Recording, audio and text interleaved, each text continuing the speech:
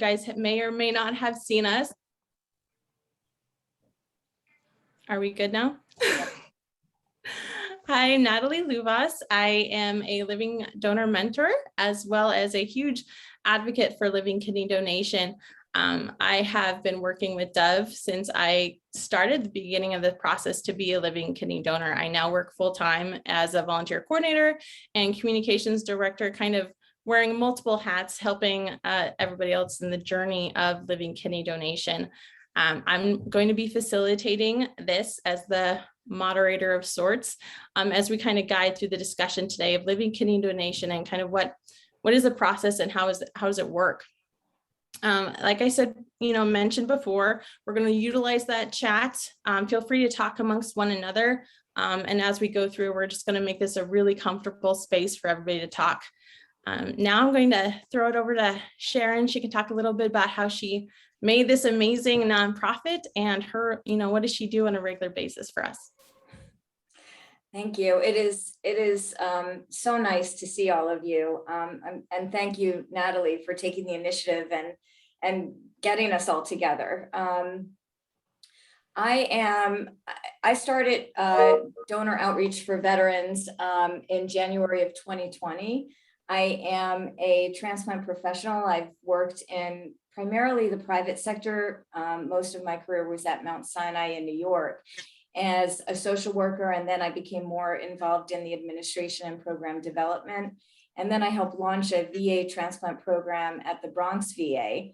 And it was while there that I grew frustrated because I saw that a lot of veterans were not getting easy access to living kidney donation. And this was despite my seeing that there was an outpouring in the community that seemed interested in helping veterans and being donors to veterans. So I created this standalone nonprofit to try to address what I thought was a need to be an advocate for veterans who are waiting and be their voice. But I'm also here to help any veteran. It's a community-directed approach where the ask is to help any veteran and advocate for any veteran who's waiting for a kidney, regardless if it's at a VA, military center, or a private center, and to really help be their advocate and champion, raise awareness about the need for living kidney donation in general, and really focus on the need of veterans. And there are at least 1,600 veterans who are waiting for a kidney transplant. I know that just based on the wait list in the UNOS database of those who are waiting at VA centers and military centers. And then there are countless other veterans who are waiting at private sector centers. So this has really tapped into something very special because since we were on Fox News, we have, Natalie and I have processed it's nearly 200 donor intakes, and just the stories and what people are sharing with us is why this is so important and why they may have considered donation in the past, but why this finally led to them picking up the phone or emailing. It's just so moving. And so we're not only here for the veterans, but we're also here for the donors and to make sure the donors feel supported and part of a community.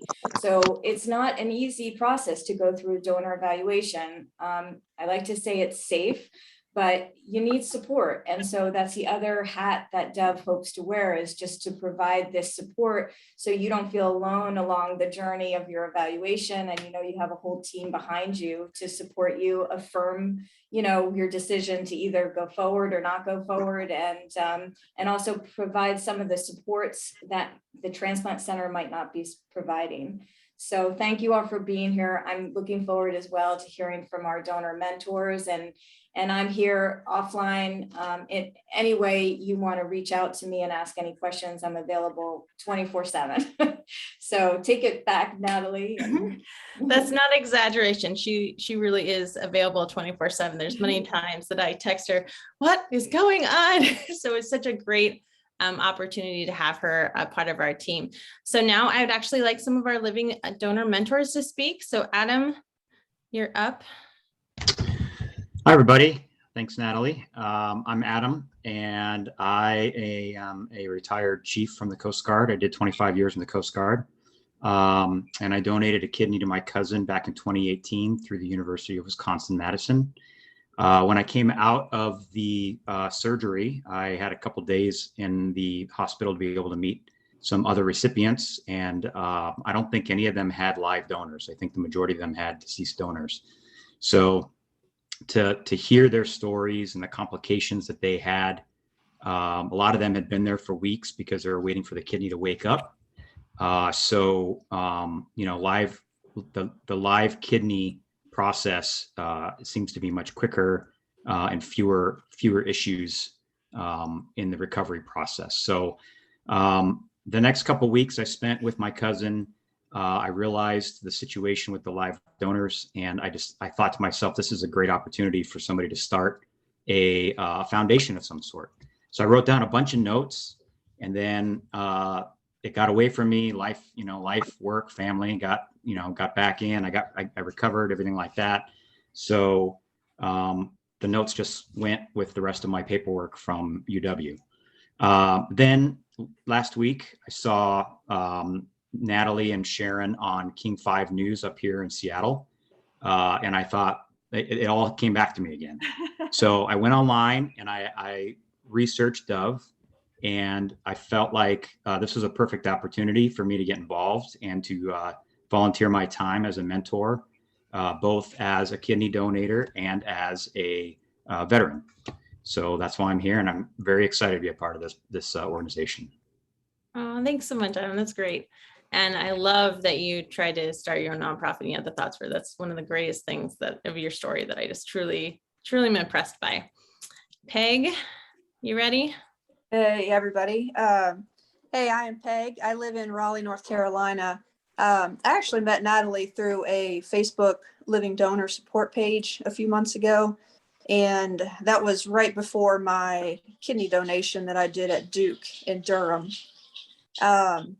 I came to be a living donor kind of out of the blue. I saw my recipients post on Facebook. And I'll tell you, social media is a blessing for those people in need and to get the word spread. So I found her post. I didn't know her. I started the process. Something just told me I had to try for her. She is actually a military veteran. And although we did not go through Dove, I am excited to be a part of this and to help in any way possible. It has had a huge impact on my life as a donor and a giver. That the opportunity to see somebody's life turn around so quick, there's no better feeling than that. I am very, very excited for this, and I will help any way I can. Well, I'm very excited you're going to help us too, because you helped me for sure during the process of us trying to figure out, what's next for us. Because I remember coming to you and being like, when's your surgery? Because I didn't know where mine was, right? Diane, are you ready? You got to unmute though.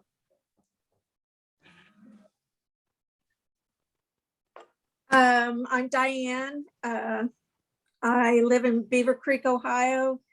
I donated a kidney to a very good friend of mine back in 2003. It was done through the Cleveland Clinic, which it was a wonderful experience for both of us. But it's been, she passed away a couple of years ago, but she had the benefit for about 15 years. So.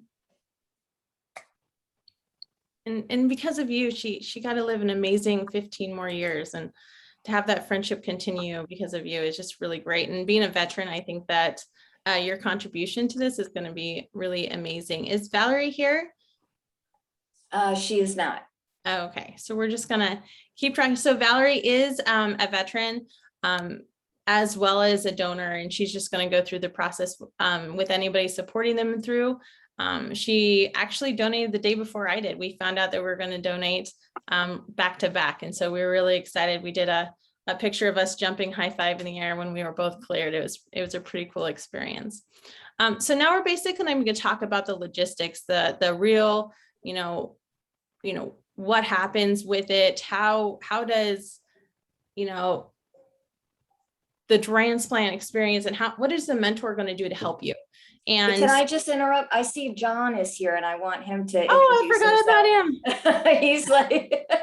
Oh, good call. I'm sorry, he doesn't get John. off that easily. I know, right? I thought I was going to get out of it, just get to answer No. questions. You should have. I scrolled down too far. I didn't see your name. Okay, well, I'm John. I'm Dove donor number 3. I live just south of Tacoma, Washington. I work as a police officer in Auburn, Washington, and my recipient is actually a coworker. He's another police officer for Auburn. But the interesting thing about our story is that I didn't become his donor because I knew he was sick. I became his donor because of Dove's campaign, I think the end of last year. So it was social media again. I think Peg said it, that social media is huge. And that's how I saw Damon was in need. There was a bunch of reposts through friends of friends that Damon was sick and in need. And I think he's pretty typical of any veteran, first responder, police officer, in that we don't typically ask for help. So that's what's really cool about Dove, is that Dove does the ask, and it makes it a lot easier. And then the friends, family can just take over with the reposting and just sharing the stories. I donated to Damon on July 15th at Walter Reed, and everything went good for the first week. I had a minor hiccup, and my recovery was a little longer than anticipated, but it was just due to surgery period, just not the kidney donation. So, but I'm doing well. I'm back to work full duty, working too many hours at work. And yeah, that's kind of my story. I'm open. Anybody ever wants to contact me, you can, Sharon and Natalie will be more than happy to share my email address, my phone number. I'll chat with anybody that wants to hear me drone on. I think you're better at it than I am. But basically, the mentor program is not something that is forced upon anybody. We really just want to have it to be an opportunity to have somebody to support you throughout the process, to kind of, check in on you, make sure you're doing okay, and to really to give back and to support those who are helping not only one another, but our veterans who are the ones that we're trying to, save. That's kind of the point of the mentor program that we're trying to do. The next step for our donors initially, when they contact Sharon and say, this is awesome, I want to do this, what's next? And the next step is to get the evaluation based on your location, your mobility. Are you able to travel or you're not? Sharon's going to be able to kind of target you in an area or with a transplant center that's going to be able to do those tests for you. You're going to go through a series of X-ray. There'll be EKG. If you've ever been pregnant or had to do a diabetic check, you'll enjoy that delicious glucose drink that is just syrupy and amazing. It takes about a day, I give or so. I had to wear a 24-hour cuff on my arm, and so I had to come back the following day to return it. There's things like that. So your initial testing takes about a day and a half. After that, you'll get response from your transplant center. That transplant center is going to recommend any continued follow-up testing. I had to do a repeat, the 24-hour urine culture. They asked me to do it again the following week after I had already done it that day. So you may have to do some repeat testing. After that, they're going to start doing all the final testing to ensure that you're really capable and able to donate. After that step and you're cleared and say you're good to go, the best thing about being a donor is that it really is on your time. You decide when the surgery happens. It works around your schedule. So like, for instance, for me, my husband's a first grade teacher. So I wanted to make sure that the surgery was prior to school starting. So that way I wasn't worried about taking care of stuff at home with him being gone during the day. So that was important to me that happened before school started. And again, it could be any kind of needs around you. It really is around the donor's need. And that's what's great about it, is that this is a gift that you're giving, and we're supporting you through the process. the next thing people typically ask is, how long am I going to be in surgery? You know, what is that going to look like? You will spend around for no complications, 24 to 48 hours in surgery. After that, once you're released from the hospital, you have to stick around for about a week or so, anywhere from 7 to 14 days. And it really depends on the hospital you go to. There are certain parameters that each hospital runs. I know Walter Reed wanted me to stay for 10 days. And I said my husband couldn't handle me many more than 7 days being gone. So I had to come home. And I really think that is something that's going to be discussed with your team and your surgical team, just to make sure that you're getting as much care as possible. As John mentioned, his recovery was a little longer than he anticipated. And again, that's going to depend on what kind of work you do. Are you retired? John and I work in law enforcement field, so we wear a lot of gear, peg works, construction. So she had to take a little longer. So it just kind of depends on, if you work from home, hanging out by the computer, maybe your recovery time won't be as bad because you're not necessarily doing something a little more physically laborious. But next, I actually want to have Kendricks talk a little bit from the recipient side of things. Somebody who's being the recipient, the one who went through dialysis, and just want to give an opportunity to see what it's like on the other end. Hi, everyone. My name is Kendricks. I am actually the recipient from Dove number 5. Natalie is my donor. I was, in the beginning of this process, I had kidney disease for about 15 to 20 years. And I didn't know I had kidney disease until I retired from the Navy. I'm a retired Navy chief. And at that time, I started doing a lot of things to remain healthy.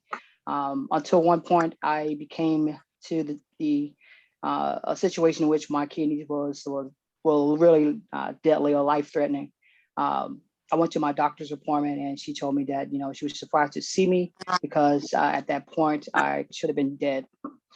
Also, at that day, I learned that this person wanted to donate her kidney to a veteran. And that day I found out it was Natalie that wanted to donate her kidney to me. I had I was on dialysis about 2 months, which was kind of weird to a lot of people.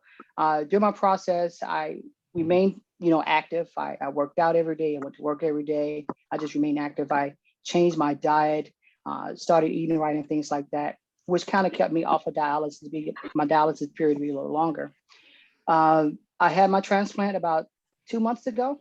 I tell you, I feel wonderful. I feel like I was 21 years old. Well, maybe 18. I feel outstanding. I tell you, I was just telling my parents, they was here during the whole process. I told them, hey, I have a new life, a new chance of life, and I'm going to do everything I always wanted to do, thanks to Natalie and thanks to Dove. I didn't know about Dove before this happened, but now I'm definitely one of the team players. I'm also a mentor for the recipient. So thank you, Dove, and thank you, Natalie.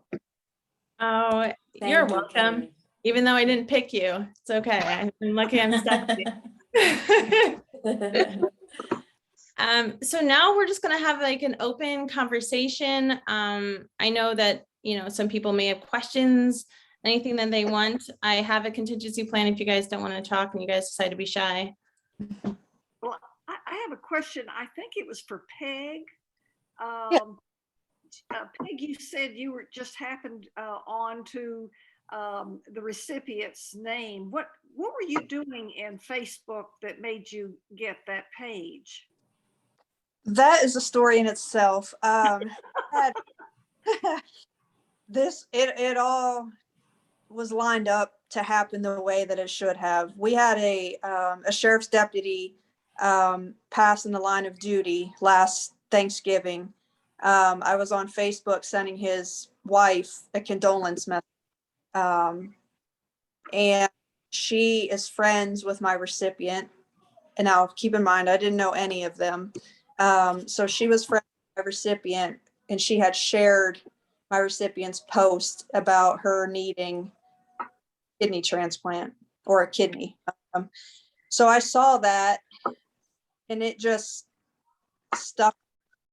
I kept scrolling. I kept coming back. I screenshot. I kept coming back. Something about that just made me want to try for her. The only thing I knew about her at that point was her name. It was later that I found out she was only 27 or is 27. She's a Marine vet, and it just sat with me that I had to try for her, but not in my wildest dreams that I think it would have worked out the way that it did, but it was meant to be. And I'm one of the very few lucky ones that not just gave my kidney to a person, but I gained a whole family from it. So Good. we are best friends, we're family. It's amazing. So it just happened the way that it was meant to happen.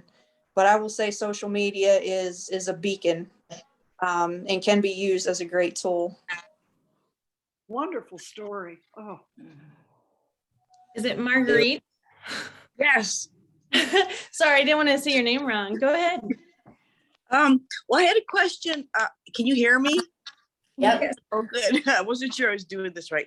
But anyways, once we donate, are we on any medication after that, or we just go back to whatever regular medication that we were on previously? Hey, Adam, do you want to answer that in your perspective? Yeah, I think it depends on how well you're recovering. My experience, there was no medication. They offered me as far as painkillers. I could go with the oxycodone or whatever the painkiller was, or I could do elevated acetaminophen or that type. And so I decided to try to go with the acetaminophen, and it actually worked out well for me. But there's no additional, from what my experience, there's no additional medication required. Okay. Thank Hey, you. Diane, from you're the one with the longest recovery time. Have you had any kind of? No, I've not ever had any symptoms or blood tests. I've been perfectly fine. So it's been, I just lived a normal life after that. So, but I will say something about the medication after the donation. Just a quick funny story. So I'm in the hospital, and this, of course, this was a long time ago, so I don't know how they do it now, but they give you something, and I think it was probably Demerol or something, but that you can give your own doses of pain medication by squeezing this, and they regulate how much you can do yourself.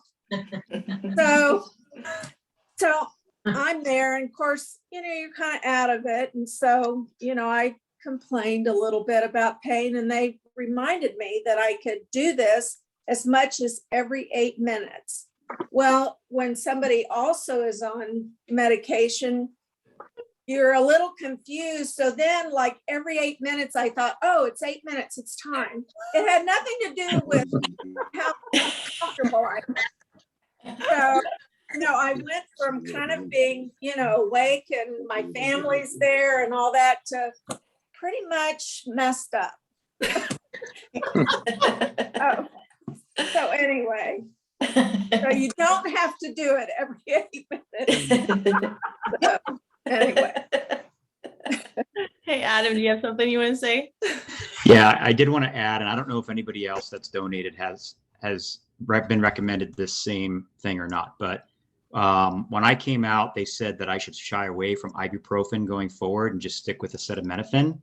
That was I kind of took that as great news because I was in the military for so long, and we called it vitamin M, but Motrin was what they always gave us for anything that no matter how bad we felt or how good we felt, we always got Motrin. So, which is ibuprofen. So It felt good to not have to worry about taking that anymore. And to Di's story, when I came out of surgery, I was in this like euphoric, like the feeling that I had, I don't know if it was the warm blankets with the meds, whatever it was, I was in this comfort zone that was just unbelievable to me. I think I still had the leg warmers on, warm blankets. I was still on the dose, and it was just like, I felt the best that I ever felt in my life. So it was pretty cool. Yeah. That's great, because I was a bawling mess. So the opposite end of the spectrum. Hey, John, I don't know your last name. What's up? I think you're asking me. You told me to take my last name off, so I did. Oh, yeah. No, I just pretty sure you're the only John here. Have to look. I see two others. Yeah, there's three. Oh, there's three. Again, John. Big three. I kind of have two questions. The first one would be to you, Natalie. When you were saying the surgery time, you said 24 to 48 hours. I thought, from my research, I thought it appeared that you were in surgery for 4 hours, but would stay like in recovery for 24 to 48. Yes. I think Natalie meant to say your inpatient stay is 1 night to 2 nights. Okay, The so her surgery itself. medication's still working then, correct? Thanks for clarifying that, Sharon. I should have clarified it then, yeah. Yeah, I apologize. I missed a couple things, the first time. We're gonna get these things worked out. By the third one, I'll be way better at this, I swear. So my other question is, for those that have already been a donor, I know you said there's no problem with like medications afterwards. Is there any restrictions on diet or anything that you have to follow up with? John, do you want? Or Diane? Oh, go ahead.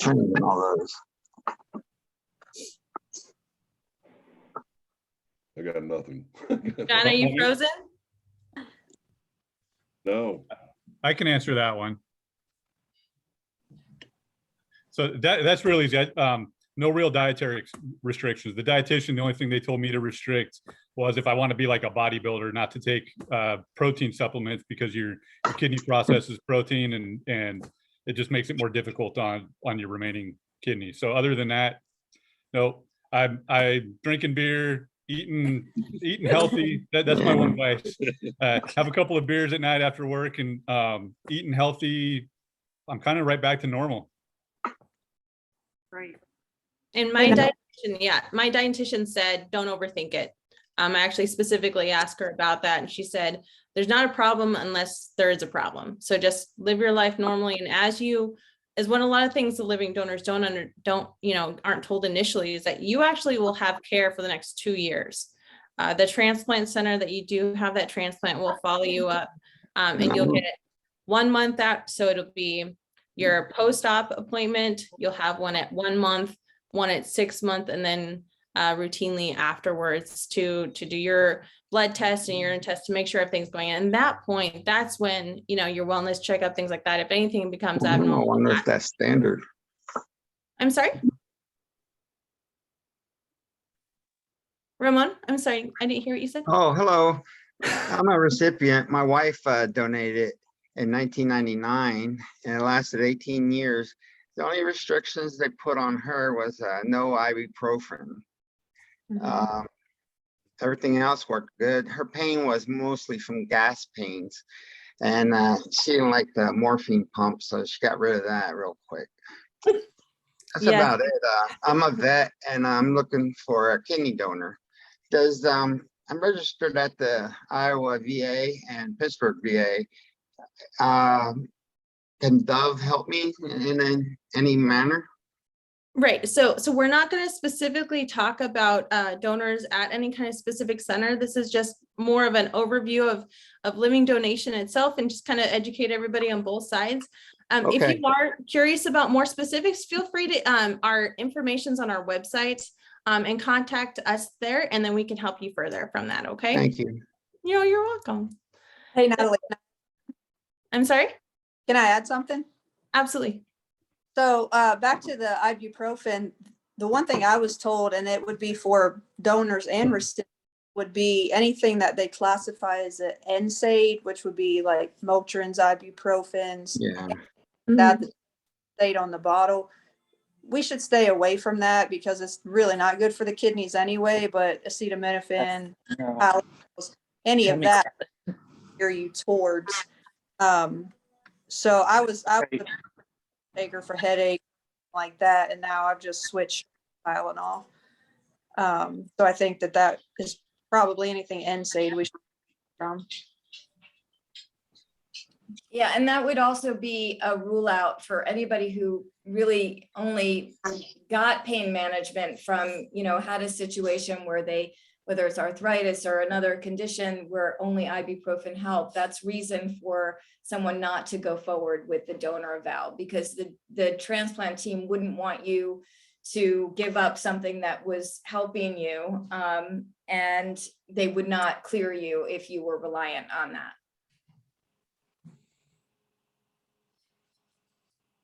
All right. Does anybody have any other questions, maybe about the mentor program or how we follow people along through the process?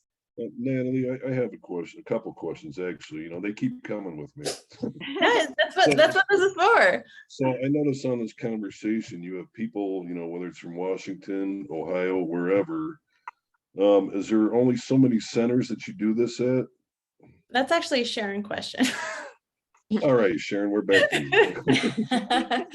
Well, so as far as where veterans are located, I had mentioned that I know there are at least 1,600 veterans. Well, that's when you look at the wait list at one of the 8 VA transplant centers. Ramon mentioned he's at Iowa and also dual listed at Pittsburgh. So you can do a query and find how many veterans are listed at the VA centers. And then Walter Reed is not a VA, it's a Department of Defense transplant center. And they have about 400 veterans on their list. So I work with those centers. And so when donors come forward, depending on a lot of you triage a lot of decision-making to see how to best match those donors to the VA or the Walter Reed centers. And that's one way that I'm working with veterans. The other way is that veterans will reach out separately to Dove and register and go through a registration process and share their story that we help disseminate not only within their immediate community, but also in general public campaigns. And that's another way that we're matching potential donors. As an independent entity, I work with veterans regardless of where they get their care. I am not, I will help any veteran once they show their proof of, their service and their discharge paperwork. We will work with anyone on individual campaigns, develop the flyers, and then put them on our matching list for when donors come in. And then when you have successful outreach campaigns and media coverage, like we're so fortunate to have with, John and Damon sharing their story locally in Seattle, which then got picked up on national news. And I said, donors have been calling us from across the country. And so then our intake process is we try to respond to we have responded to all the donors, but we must set up an initial meeting just to make sure that the donors are aware of what's involved with donation. And we know an emotional response might happen, but that might not result in actual follow-up of going through a whole evaluation. And so the other part of what we try to do is a little bit of education, some screening. And so we're really only referring people forward to a donor center when we feel that donor is adequately educated and prepared to go forward with the next step. Hey, Sharon, I think we should also be a great time to talk about the resources that are available for living donors in the process, and what Dove can do and what we're helping them through some of the costs and things. I'm sorry. Oh, yeah, I had a question. I'm sorry to interrupt, but I have 2 questions. But how long does it take in the process to get evaluated physically? And then once you are evaluated and you're accepted into the program, how long does it take to find a donor that matches? Sharon, do you want to? Sure. Well, so I think Natalie had spoken about this aspect of it really being donor driven. So every step is within the donor's control. So you have an initial screening with Dove, and then we decide who we're matching you to based on logistics. Can you travel? Do you have a preference?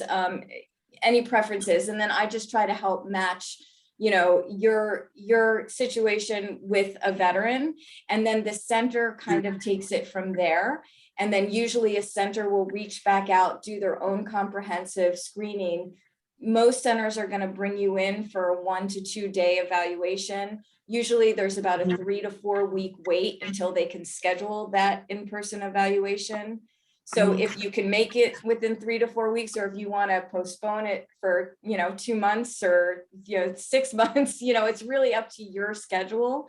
And then once you're evaluated for that full 1 or 2 days, then the donor team will take a look at all of the evaluations that you've done, which is it's going to consist of meeting an interdisciplinary transplant team, donor team, as well as undergoing diagnostic testing, depending on your age.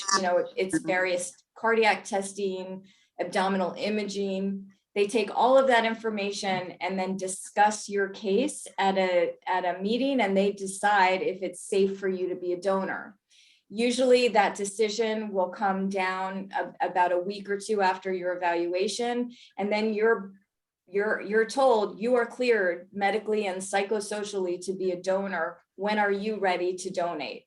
And then, and then it kind of goes from there. And if you were, like, Natalie was initially matched to one particular recipient who then, but then she ultimately was matched with another veteran based on Walter Reed's assessment of the best match for her. Right.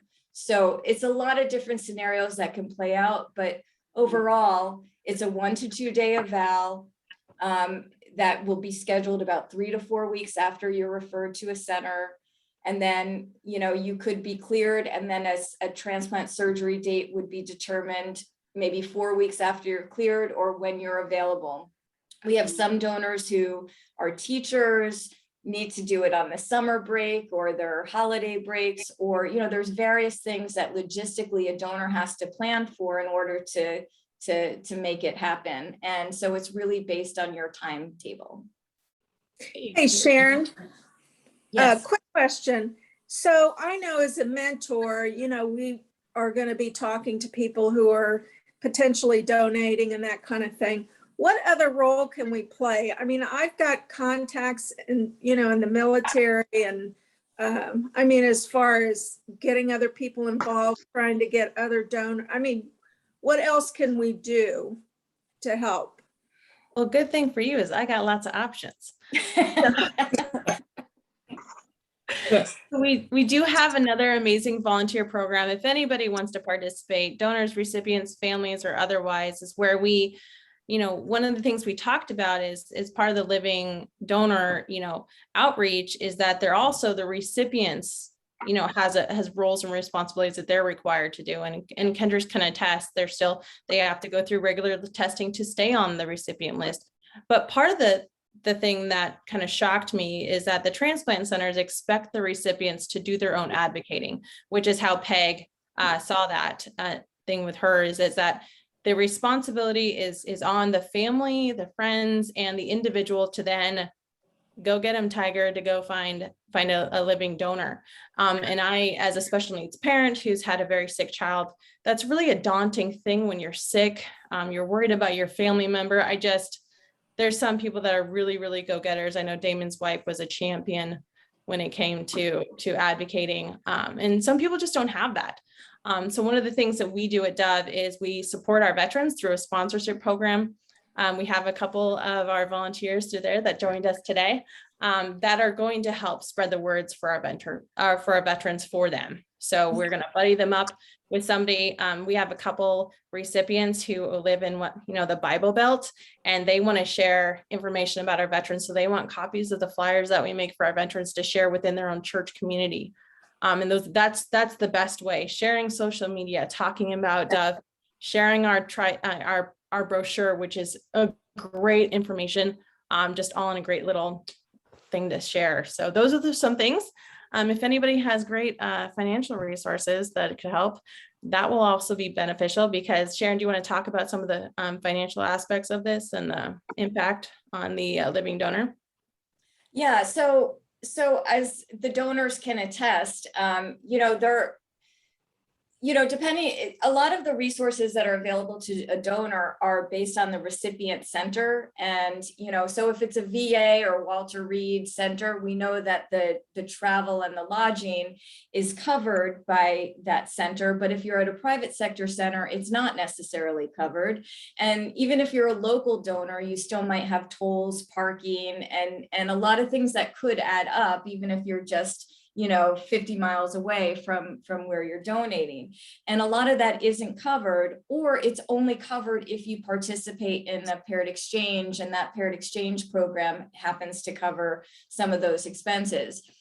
Part of my expertise as well, and being a social worker and working in transplant, is I know a lot of the resources that are available to donors. So I do try to help navigate any donor through kind of the hodgepodge of resources that are there, so we can tap into whatever is available and make sure that, it's very important that donors don't incur any expenses on their own for doing any of this. And so travel and lodging is a piece of it, but childcare could be a piece of it. House cleaning could be a piece of it. And then just the administrative function of that. I was helping Valerie, who had some reimbursements available, but it was almost like a secretarial job to keep all of her receipts, upload them, and then wait 6 weeks until she got reimbursed. And so these are kinds of the things I'm taking a look at and trying to help the donor support, so it's not stressful to get reimbursed for things, which unfortunately it is the way it stands now. And so one of the dreams of Dove is to have kind of the resources available, where one of my ideas is to just have a Venmo account that you give to the donor. You have a certain amount that they can use how they need to easily navigate the costs associated with the evaluation, the surgery, the hotels, and they have it up front. And they're not waiting to get reimbursed. Some of them don't even have, the money to put up front, and even though they get reimbursed. So that's another challenge. So it's some of these details that haven't been thought out by, the transplant programs or the donor centers that we're trying to figure out at Dove. So having more resources financially to be able to do that would be a huge asset. Could I add something, Sharon? Sure. Oh yeah, Robbie was a donor too. You got evaluated. You saw that. I was an unsuccessful because I didn't pass the medical, but I wanted to add to the discussion of the resources. Now, I won't mention the transplant center, but what they told me initially from my residents, they would give me the recipient's medical kind of like charge number, like his charge card. And all of so when they sent the kit, the local hospital used that for paying for all of the fees. And then so I passed that round. And then when I went out to the transplant center, they covered all of the medical expenses. Now, they explained to me that I'd have to put in some paperwork to claim lodging and airfares. But the point I wanted to make is for that transplant center, they use the recipient's insurance to cover the donor's medical expenses. Yeah, I'm sorry that wasn't clear. That is absolute. All of the transplant centers will cover all of the medical expenses of the donor that pertain to the evaluation. So whether it's the insurance itself of the recipient or the actual hospital has kind of their own bank account that you'll use, they all have different, models of ensuring that all of the donor evaluation is covered and associated with the recipient charges. So you should not have to show your own donor card whatsoever at any part of the evaluation. The exception to that are things that a donor should have age appropriate cancer screenings and, such as, a pap smear, mammogram, that all is expected that has been done through the donor's insurance. And a transplant center will require that and not cover the cost of that, because the expectation is that a donor's own insurance will have that. So thank you for clarifying that, Robbie, I because hope you yes. clarified. Thank you. No, it's great. Does anybody have any other last minute questions? Anything offhand? Well, I have another question. It was regarding the discussion about once the donor donates, and you said, I mentioned about the 2-year follow-up. If that donor is living several hundred miles from that transplant center, how are those, I guess, if there's any expenses, the follow-up procedures, if they require any kind of medical look or whatever, do they go locally or do they have to go out to that transplant center during that 2-year period? That's based, oh, I'm sorry, that's based on the transplant center. For instance, Mount Sinai, I know would, they gave you kind of like you said, you had a little card that showed how to bill. So they allowed people to go locally and then bill the donor center for those charges. I think every center is a little bit different in how they work. Okay, thank you. And that's something that would be discussed extensively with the donor. The donor gets a whole lot of information. Then, they even get asked, are you sure you still want to donate up until, 3 minutes before surgery? So it's very, it's very rare. So in Walter Reed's case, I do the test locally and then LabCorp, they look at the results via LabCorp. Hence, because I'm in the Seattle area and Walter Reed's obviously on the East Coast. So that's how I would be going forward for the process. Okay. Question or statement or something. Hi, I'm Edie Landry, by the way. I am a donor, a private donor. I didn't go through Dove. Donated over the summer in August. I'm sorry, in July. But since I didn't go through this program and I'm potentially looking into the mentor program or the veteran advocacy, I'm not sure what the term was that you used. The sponsorship, yeah.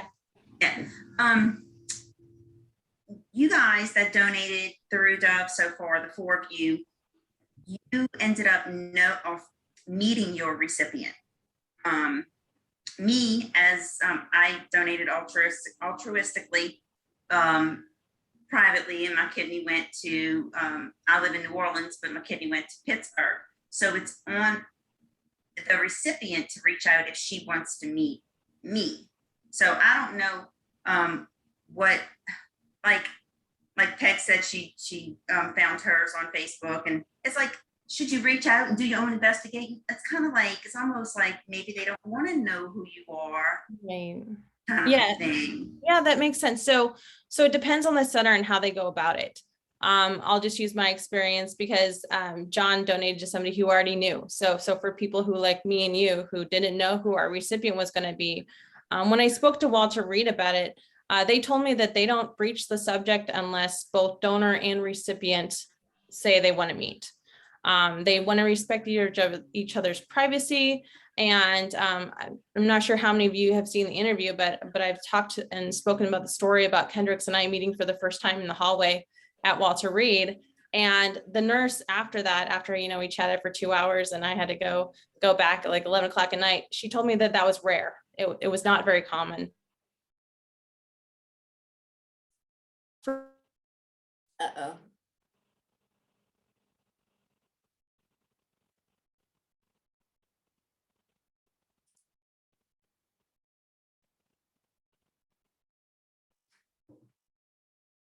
To meet him. So I'm not sure how persistent he was in reciprocating that.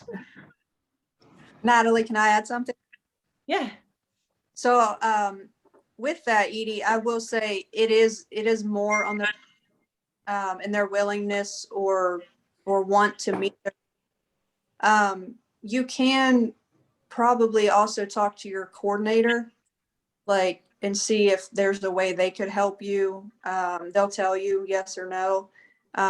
For me, it just happened so easy, which is rare. I mean, my situation is extremely rare that I found my recipient and then we we went from strangers to family.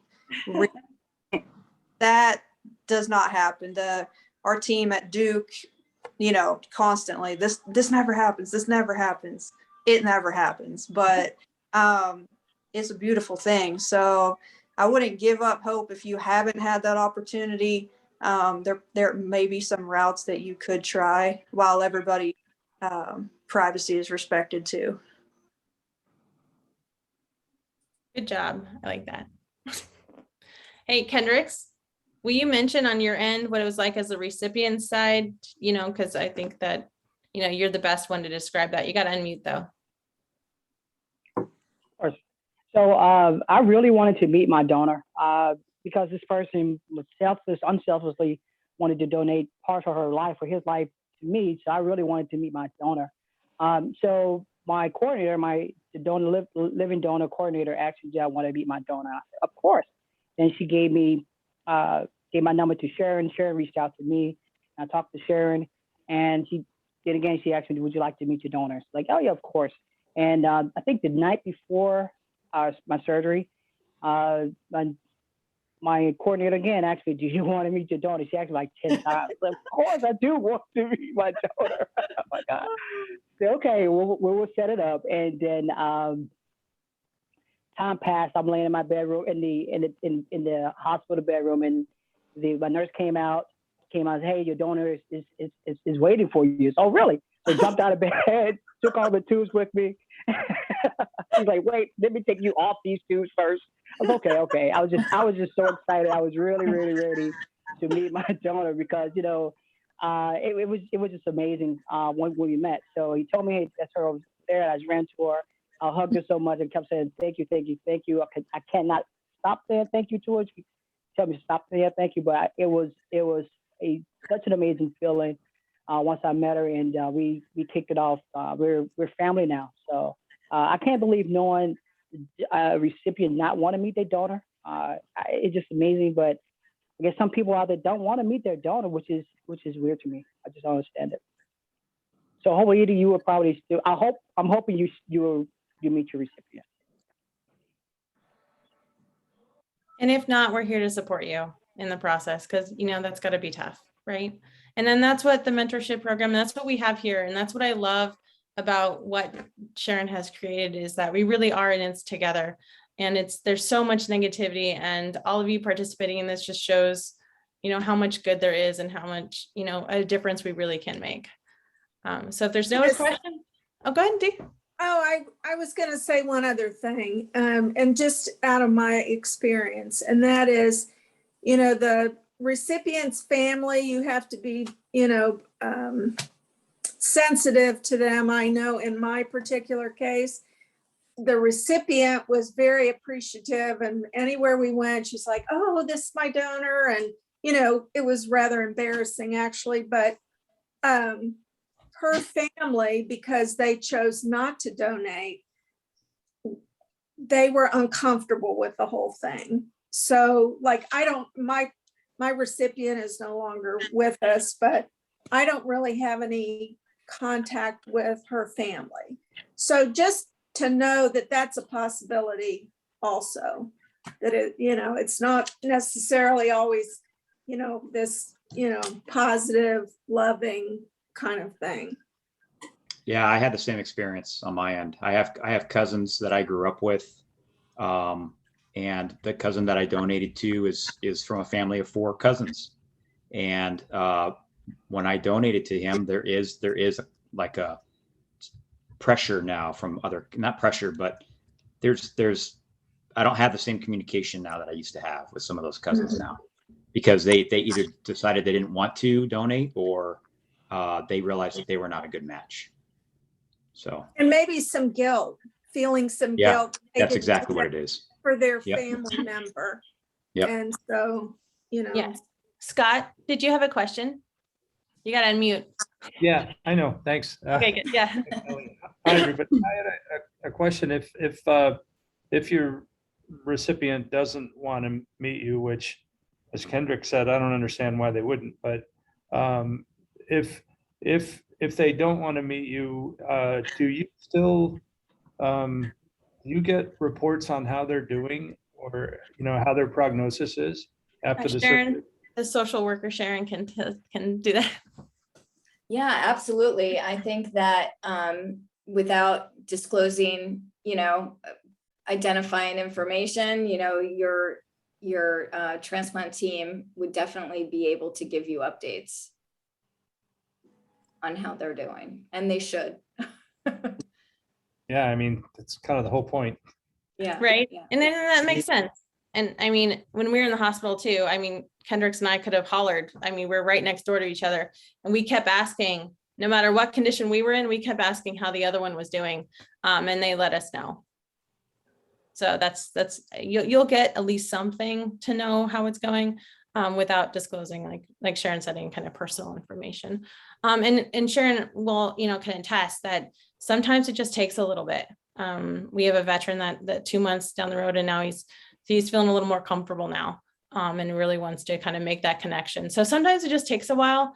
Human emotions are, crazy, and you just never really know, what you're gonna feel like until, you go through it. And I'm not a big crier, and I'm crying all the time now. So who knows? Who knows what's gonna be. And I would have to add, just from the transplant program perspective, sometimes they want their recipients to really just focus on their care and recovery, and in due time, to reach back out when they're ready.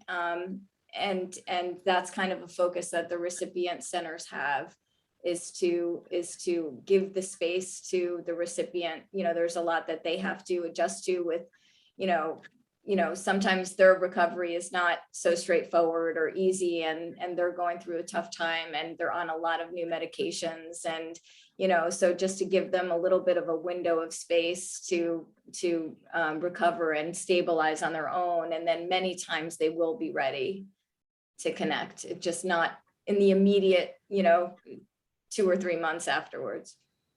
So Edie, I definitely encourage you to ask your donor team to reach out to the recipient team. And this is what I've done for Valerie, who was part of a swap, and we've reached out to the recipient team. We just got the okay. It's been 6 weeks since she donated. We just got the okay to reach out.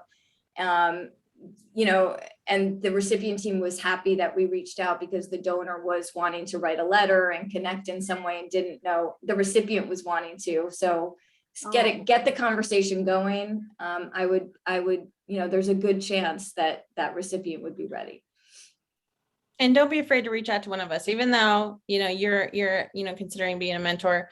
We're here from each other. I go to John all the time for help. And, when I'm going through certain emotions, I just ask him to, because he understands. And then, not only are we here for donors, but we're here for each other.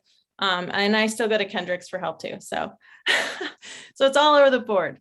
I just want to thank everybody so much for coming. This has been a really great experience. Hopefully I'm better at it as we go along, and I won't forget It people. was great, Natalie. Thank you so much. Sharon and Natalie, this is Johnny Anderson and a potential recipient, but what you guys are doing is just phenomenal. And I just want to thank you from the bottom of my heart, and all the donors that are out there. Man, you guys are just incredible too. It's just a gift that, just can't be expressed. So thank you, thank you, thank you. Oh, well, we're happy to be here. So again, feel free to contact us. If you want to contact one of the mentors specifically, just reach out to us. We're going to spread it out. Like Sharon had shared, we are very, very heavy in responding to the intakes and scheduling those things. So I'm taking a little longer to connect people with the mentors. It is getting me, because I am kind of backed up a little bit, but as soon as I get a little more organized, I'll get everybody, hooked up to a buddy. So thanks again, everybody, and have a great afternoon. Thank you. Thanks, guys. Take care.